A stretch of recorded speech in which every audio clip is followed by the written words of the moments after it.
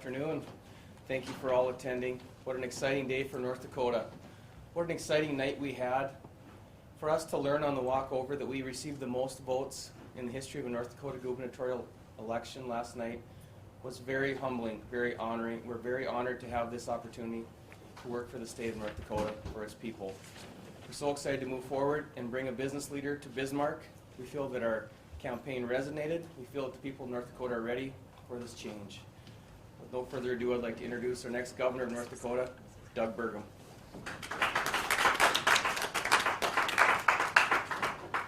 Thank you, Brent, and thank all of you for being here today.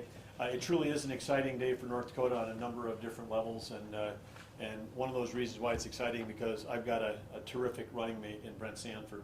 Brent's business skills and his experience as mayor of Watford City are exactly what we need to help guide us through the challenges that we're ahead. And I think, as you saw in terms of both voter turnout and the voter results last night, that the voters, the message resonated that we were talking about. We've been talking about for months about the importance for us to be able to balance our budget without raising taxes. We've been talking about how we need to diversify our economy and create 21st century jobs. And as we do that, we've got to focus on building communities that our kids and grandkids want to live in, and we've put that into what we call our Main Street Initiative, because that applies to communities and cities of all sizes in North Dakota. So with that, sort of I say that, the wind at our back and support for our initiatives. We're excited about working with the legislature in Bismarck, with every legislator, to make sure that we can put together in a time where we've got to be focused on balancing a budget, that we can put together initiatives that are going to do the most good for the most people in North Dakota. And as part of it, we get ready to transition, out of that and transition out of campaigning, getting into government. We've got plenty of work to do. And before I jump into that, I also just want to take a moment and talk and share our gratitude that Catherine and I and Brent and Sandy have for all of the voters we had across the state, all the supporters we had, all the volunteers we had, whether people were making phone calls, knocking on doors, putting up yard signs, writing letters to the editor, just helping in any way, coming to events, coming and sharing their ideas and concerns with us. I mean, we really had tremendous support and tremendous interaction. As you know, on the campaign, we traveled to every county. We went to every county seat. We went to every town, over 1,000 people in the state, and many smaller than that. And it was an opportunity for us to really understand what's on the minds of North Dakotans and really understand what they're thinking about. And we really appreciate all the support that we saw last night from all of those voters and all of our supporters. But on the transition piece, again, this is an opportunity we've talked about during the campaign, the importance of treating taxpayers like customers, the idea that we can reinvent government, that we can deliver services in a better and more efficient way than we ever have. And part of that, to get that done, is building a team. Whenever I've been involved in an organization and we've achieved the kind of success that we've had, it's because we've had great teams of people. And so I reached back, and one of the executives that has been one of the most important people in my life in terms of really building the success of Great Plains and Microsoft in the state was the person I'm going to introduce next. From Hettinger, North Dakota, NDSU grad, an engineer, and Euchre name's well known in Hettinger. Still got a dad and a brother that are holding down the fort there in Hettinger. But Jody joined Great Plains in 1984. She was when we were back trying to recruit talented people with engineering degrees who'd left the state. She was working for Honeywell. I met her at a wedding, her own wedding, and we were, right away saying, hey, this is somebody we need to get back to North Dakota. She came back, she joined us, she took a risk on coming back to a startup company, and during the time that she was there, she rose through the ranks. And by the time we went public in '97, she was their chief operating officer. When we got acquired by Microsoft, she went on to be one of the top senior female executives in Microsoft, and really led all of our global initiatives in terms of integrating companies around the world. So she's got true tech experience, true global experience, true leadership experience. Understands what it's like to attract and retain capital, to North Dakota, and Jody has agreed to be the transition chair.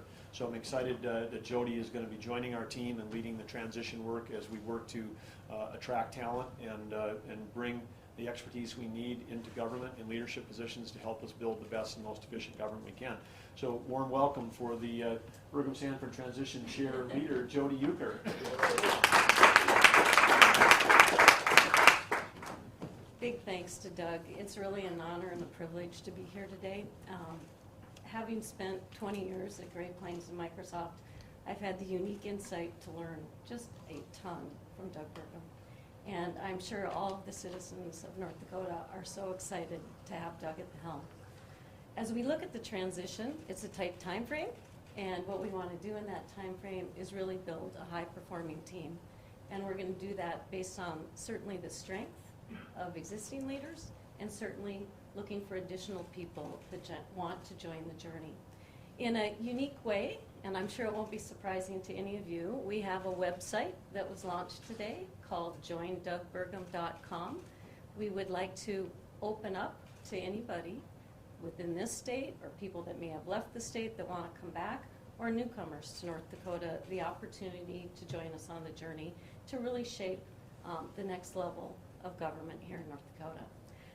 With that, I really just will share more information as it's available. We're on day one of the transition, and I would just share with you, as we have information that's available, we will, in a very transparent way, be sharing that with you. Doug? All right, thank you, Jody. We'll open it up now for questions. Doug, did you benefit? I think people are seeing it from school board on up to national races. Besides people believing in your message, benefit from people going for someone non-traditional. Did you see some support to benefit from that? Yeah, I'm not exactly sure, how much the national politics played into North Dakota politics. I mean, as as everybody in the room knows, we weren't a swing state. We weren't getting bombarded with, mailers and advertising and print around the national elections.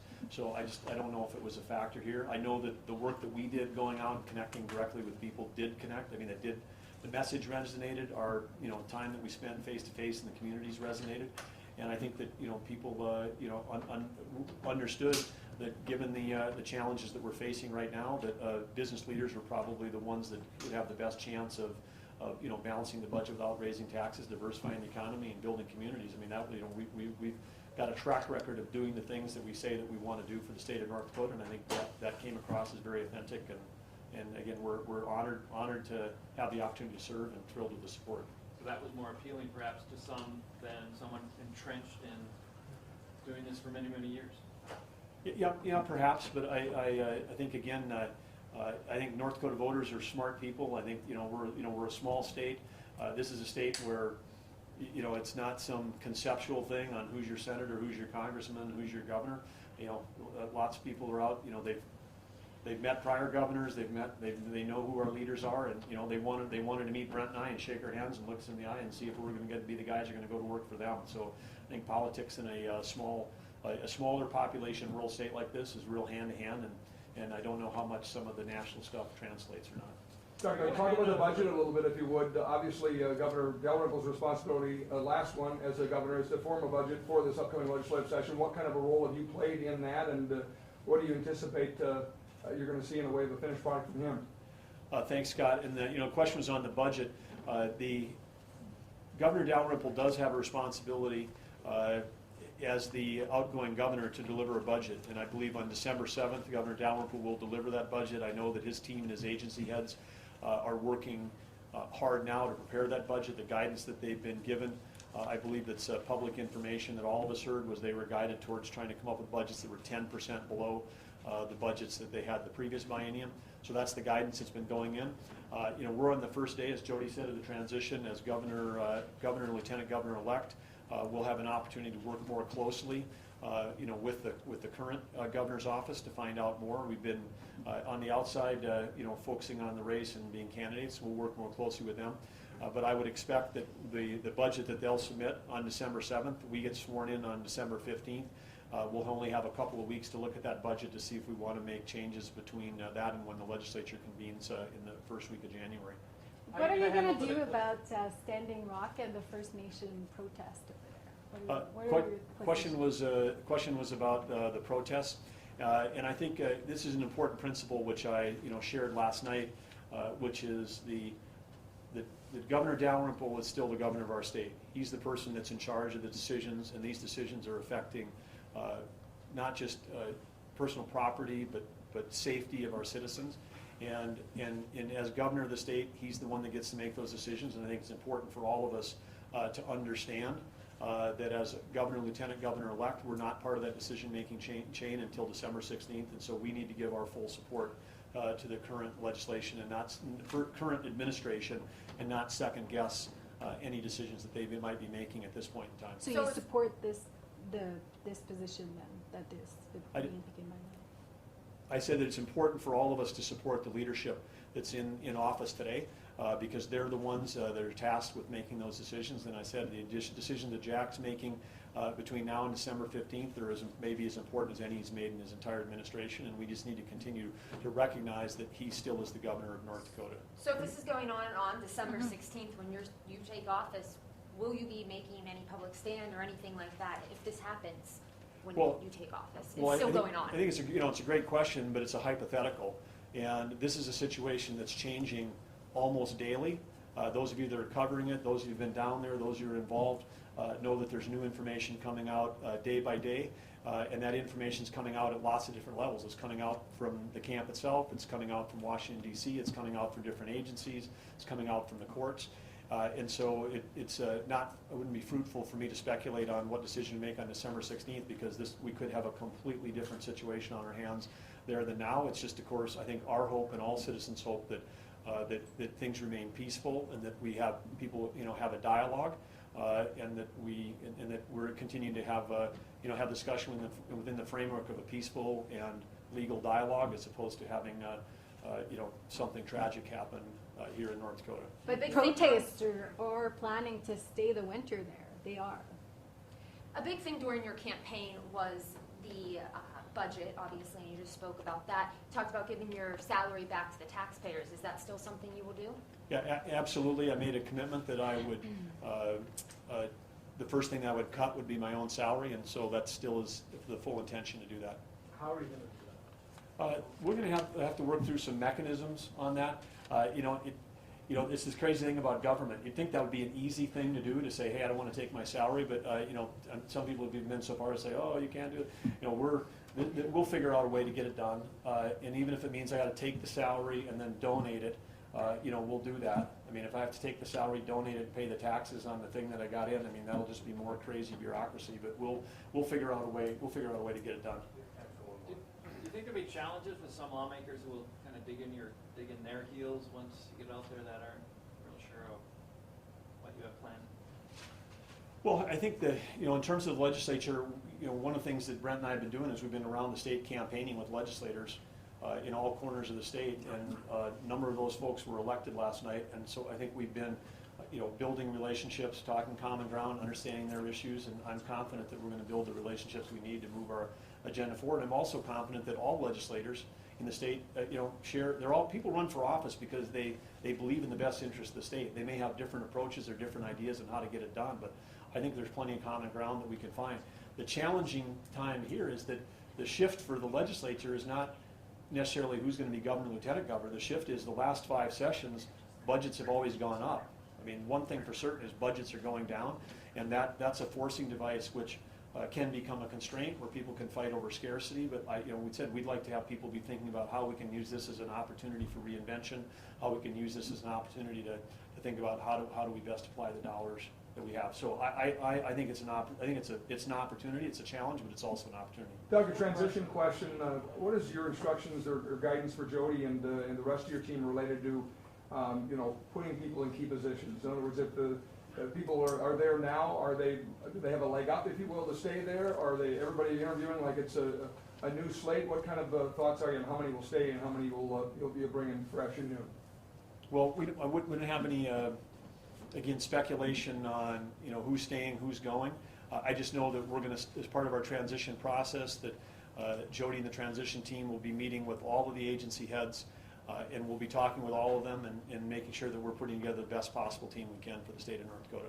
Back to Dabble, can you say whether you think the Army Corps of Engineers should or should not issue that easement so that pipeline can be completed?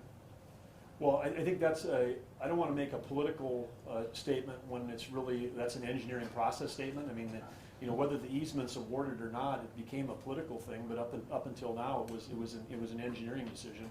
And so at this point, I'll leave it to the engineers, the Army Corps of Engineers on the easements, because, meeting the criteria for the easement should be a black and white decision. Brent, Your I got thoughts a on- question for you. A lot of people out on the western side of the state are interested in the mechanism to replace you as mayor of Watford City and what kind of person you would like to see replace you. Thank you for the question. It's something that is very concerning in the western part of the state and Watford City in particular. It's something that we've looked through various options. The city council, upon receiving a resignation from myself, would have various options. One is to nominate one of them from the 6 that are on city council currently, and the next option is to have a resolution passed for a special election. So it's my hope that the person with the most experience, most qualifications would be available and would put their name in the hat for that process. Thank you very much. Question to either of you gentlemen, the thoughts on Trump winning the presidency and what he said about refugee resettlement. Obviously, Fargo in this area of the state is one of the areas for resettlement. Your thoughts about that? Well, you asked multiple questions there, and I would just say, in terms of the federal election, this is one of the most divisive elections that we've had in over a century. We've got lots of people who are voting against people, for people, as opposed to for a person. And I think, as I said in the remarks last night, in North Dakota, we have a choice in North Dakota, and we can choose to listen to each other. We can choose to be empathetic with each other. We can choose to find new solutions. We don't have to ride the tide of divisiveness that might be going through the rest of the country. If we want to, we're a small state. We can choose a new path, and I think that what our administration is all about is finding new paths forward and looking forward, and not looking backwards. And we look forward to doing that, and look forward to doing it with all of you. Look forward to doing it with Jody. Look forward to doing it with Brent and Sandy, and we look forward to attracting a great team to help us lead the greatest state in the nation. So thank you guys very much for being here today, About and resettlement? appreciate you guys being here. Thank you.